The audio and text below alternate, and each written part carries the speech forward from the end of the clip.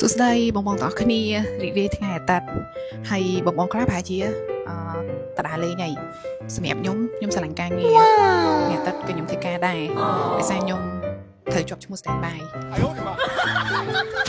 បងបងនិយាយចឹងខែក្រោយដល់បុណ្យបន្ទុកហើយអញ្ចឹងចង់មករៀបរាប់ដល់បងបងទេសម្រាប់ land ដែលយើងអាចទិញភ្លាមសម្រាប់ land នេះ land Forager HL 2026តម្លៃ 38,900 ហើយសម្រាប់ land នេះ Forager Valtra 2026ដូចគ្នាពណ៌ប្រផេះតម្លៃ 53,900 ហើយសម្រាប់ land នេះវិញគឺអ្នកលក់ឆ្លាញ់ខ្លាំងជាងគេហ្មងណាForager Raptor ម៉ាស៊ីនសាំងតម្លៃ 79,900 ហើយសម្រាប់ land មួយនេះវិញ Ford M150 Raptor តម្លៃ 19,900